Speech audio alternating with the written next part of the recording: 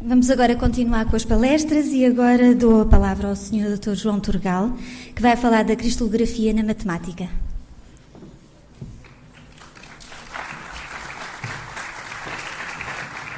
Ora, muito boa tarde a todos. Antes, só 2 pontos prévios. Primeiro, a dizer que é uma enorme responsabilidade falar não só uma grande especialista em cristalografia, a seguir, uma grande especialista em cristalografia, mas também uma das pessoas homenageadas nesta tarde, a partir do qual o meu conhecimento será sempre bastante parco, portanto vamos passar de alta ciência para uma ciência necessariamente mais discreta e mais light. E o segundo ponto prévio é que eu gosto muito em apresentações de flutuar no palco. Eu não vou poder fazê-lo, portanto vou tentar ser o mais disciplinado possível. Espero que não me deixem de me ouvir ao longo desta apresentação, ok? Posto isto, falando em cristalografia matemática, há um conceito fundamental. Necessariamente vai haver, e também fruto dessa lógica de interação entre as ciências, pontos de contacto entre as várias apresentações. E um conceito fundamental matemático óbvio é o conceito de simetria. Uma simetria é tão só uma transformação geométrica que deixa uma figura exatamente na mesma. Não quer dizer, obviamente, que ela ponto por ponto fique igual, mas como um todo ela fica na mesma. E há 4 simetrias fundamentais. Começamos pela reflexão, que se nós tivermos aquele L que estão ali a ver e aplicarmos um espelho a vermelho, passamos a ter o L do lado direito.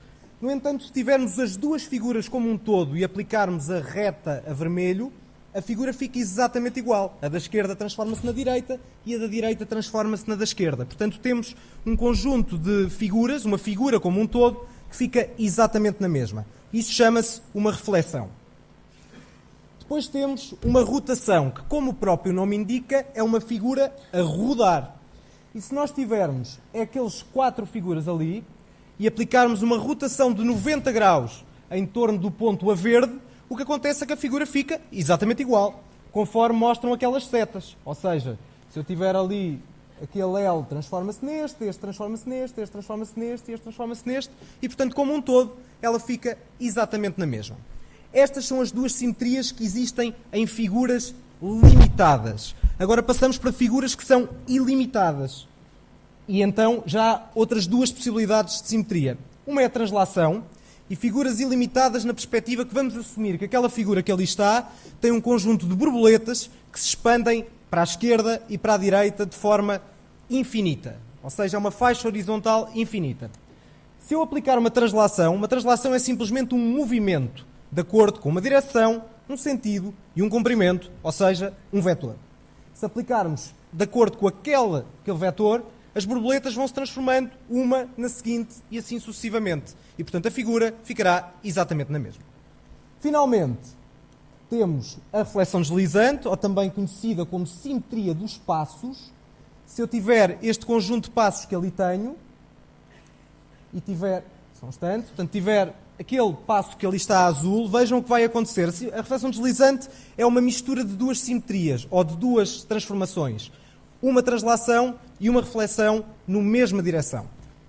Se eu aplicar primeiro ali a reflexão, o espelho, eu obtenho aquela figura ali mais transparente, ok? Para verificarmos ali no fundo o que está em baixo é um resumo do que está em cima.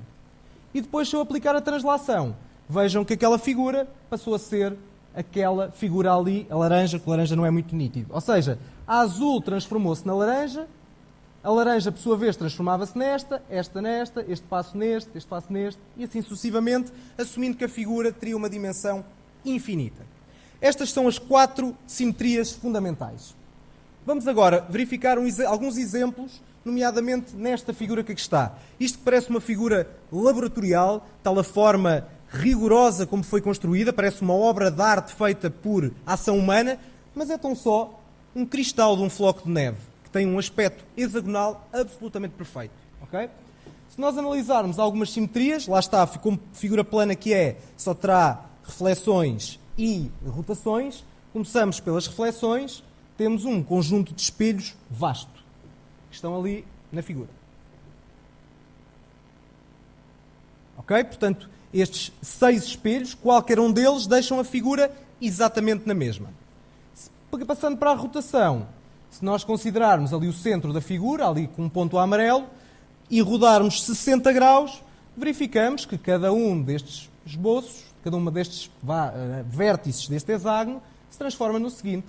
Okay? Naturalmente, 60 graus é uma simetria, todos os múltiplos também vão ser 120, 180 e daí em diante. Seguimos. Passamos agora de uma figura que era o cristal, que é uma rosácea, para uma figura a 2 dimensões que é ilimitada. E começamos com os frisos. Frisos são então faixas horizontais que se prolongam para a esquerda e para a direita de forma ilimitada. E que são exemplos que nós aqui temos na calçada portuguesa e nós vamos dar um grande enfoque nesta apresentação à calçada portuguesa. Se nós quisermos o plano em todo o seu esplendor, ou seja, as 2 dimensões em todo o esplendor, deixamos de ter um friso, passamos a ter um padrão, que é uma figura que tem translações em pelo menos 2 direções diferentes. E aqui estão alguns exemplos de padrões, também em calçada portuguesa, que foi este o motivo essencial, aproveitando o reforço da calçada portuguesa, que nós resolvemos ter nesta apresentação. Vamos ver um dos mais emblemáticos padrões de calçada portuguesa, que existe no Rossio, em Lisboa, que são as ondas do Mar Largo, e vamos ver as simetrias que aparecem neste padrão. Lá está, não esquecer a ideia de que é um padrão, é uma figura ilimitada, assumindo que ela se prolonga para a esquerda e para a direita, para cima e para baixo, ou seja, ao longo de todas as direções do plano possíveis. Começamos pelas reflexões.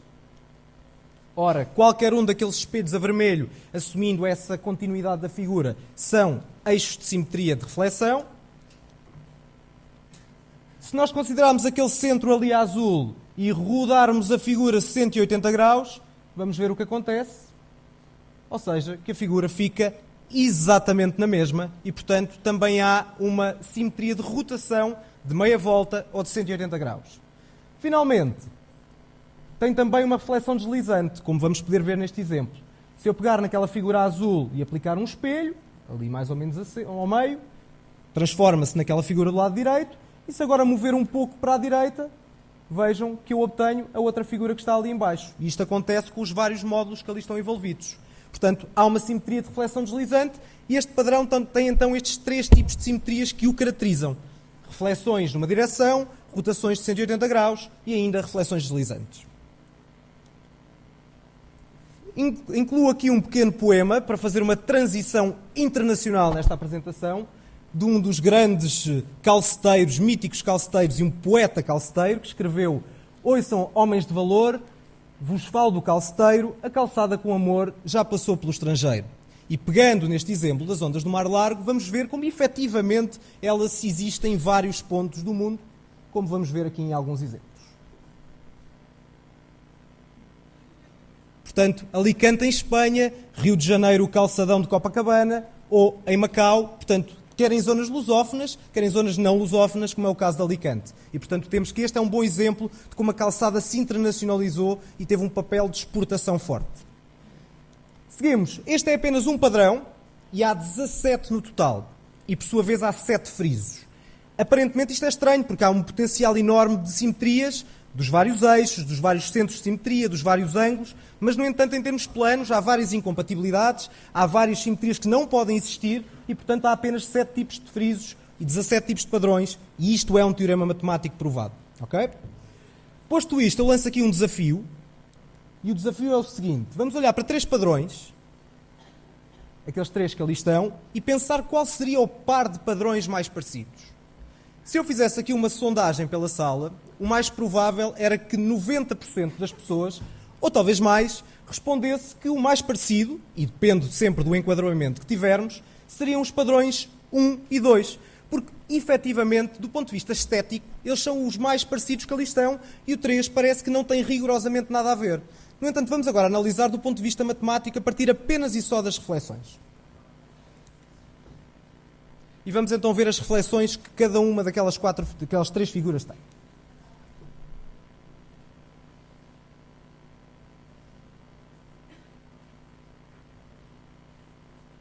Ora, ao contrário das 2 primeiras, que têm 4 eixos de simetria em 4 direções, a terceira tem apenas em 2. Porquê? Apenas e só porque, em vez de termos um quadrado, temos um losango. E basta pequenas alterações de figura, alterações geométricas, para fazer com que o padrão seja diferente. Ou seja, as semelhanças estéticas não acompanham as semelhanças matemáticas. É possível termos dois padrões esteticamente muito parecidos, mas que matematicamente são diferentes e vice-versa.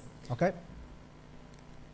Seguindo, a propósito ainda da calçada portuguesa, algumas iniciativas matemáticas que foram realizadas, reforçando então esse ponto. Rotas de simetria em várias ilhas dos Açores, como já foi referido pela professora Carlota Simões. Temos aqui apenas um exemplo, um roteiro de rosáceas na Ilha Terceira. Pronto, para verem de forma muito breve. Temos também um roteiro em Lisboa que está a ser preparado, que vai ser concretizado em breve, e que é um roteiro de frisos e padrões, um roteiro que não é só matemático, não é só sobre as simetrias, mas também quer abraçar este contexto de interdisciplinaridade e de contacto entre as ciências, vai falar sobre a geologia de Lisboa, vai falar sobre a própria história da calçada portuguesa e deste património tão nacional, ok? E, portanto, é um conjunto de contacto entre três áreas fundamentais e que está exposto neste mapa. Começa no Jardim Botânico da Universidade de Lisboa, que é precisamente no Museu Nacional de História Natural e da Ciência, que é onde eu trabalho, e termina na Praça do Município, porque também vai ser em parceria com a Câmara Municipal de Lisboa. E, finalmente, já foi realizado um concurso de fotos da calçada portuguesa, que une, agora sim, a matemática com a estética, e vou-vos mostrar o pódio deste concurso. Primeiro e terceiro lugar, em Ponta Delgada, chamado Centro, Rui Manuel Sobral. Depois, em Lisboa, o Mar Urbano. E, por fim, o vencedor deste concurso, o Carrossel de Vila do Conde. Portanto, estes foram as três fotografias que nós selecionámos para constituir o pódio. Avançando, passamos agora das duas dimensões para as três dimensões, onde, necessariamente, o potencial de simetrias é muitíssimo mais vasto. Okay? Em vez de haver 17 padrões planos, passa a haver 230 padrões espaciais, como já foi dito há pouco pela professora Ondina Figueiredo. Grupos de simetria no espaço, considerados também grupos cristalográficos, com translação tridimensional, ou seja, repetem-se periodicamente nos três eixos fundamentais. Vamos pegar na figura mais simples, um cubo, e verificar só algumas das simetrias do cubo, de forma simples. E espero que isto funcione, que não haja aqui nenhum problema. Verificar só, naturalmente, da mesma forma, ao passar das duas para as três dimensões, a noção de espelho muda. Em vez de ser um eixo, uma reta, passa a ser um plano. Da mesma forma como nós olhamos ao espelho, não estamos a olhar para uma reta, mas estamos a olhar para um plano, ok? E, portanto, os planos de simetria do cubo, inevitavelmente, passam a ser planos, como em qualquer outra figura. Experimentando, então, o atrator, esperando que funcione. Ora, o que verificamos é então alguns planos que ali estão, ou seja, alguns planos de simetria de flexão, em que verificamos mesmo o cubo dividido em duas partes e, naturalmente, os espelhos depois transformam uma parte na outra parte do próprio cubo. Okay? Prosseguindo, relativamente às simetrias de rotação, novamente, em vez de um ponto como centro, passamos a ter um eixo a partir do qual a figura roda. Temos aqui um exemplo.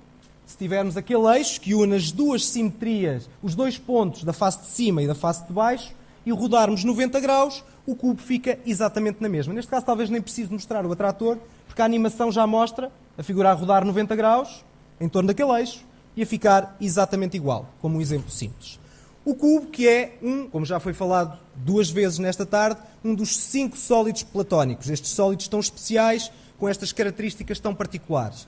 Mas a questão é se haverá, efetivamente, cristais com este aspecto de sólidos platónicos. E verificamos que, efetivamente, sim. Vamos ver alguns exemplos.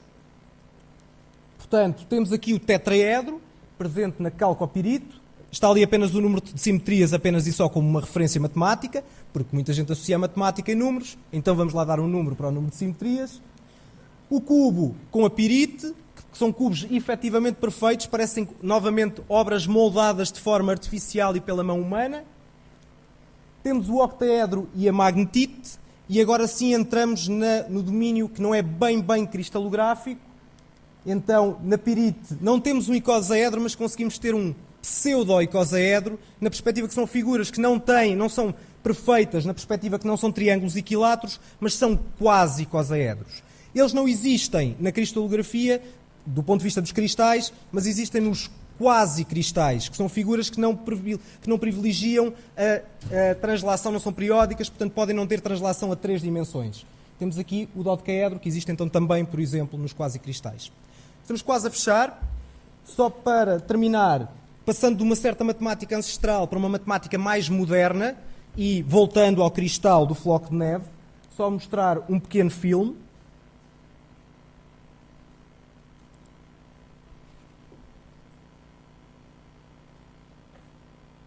Ora, esta animação, tão simples quanto isto, são 4 segundos apenas, mostra um exemplo de uma simulação de um cristal de floco de neve, uma simulação matemática. Como também vamos poder ver de forma mais concreta neste próximo slide. Nós temos ali em cima 3 flocos de neve reais, cristais, e a seguir aos 3 cristais de neve temos 3 simulações matemáticas a 2 dimensões daqueles senhores, desses mesmos cristais. E, portanto, é o potencial da matemática para simular, para modelar alguns aspectos da natureza e, no caso, os cristais, que é o ponto fulcral que estamos a falar hoje. Finalmente, passamos novamente das 2 dimensões para as 3 dimensões, um trabalho relativamente pioneiro, matemática moderna mesmo, 2012, Scientific America, uma simulação a 3 dimensões de um cristal de neve, 2012, e aqui está então uma simulação a 3 dimensões. Sejam bem-vindos ao Ano Internacional da Cristalografia. Muito obrigado.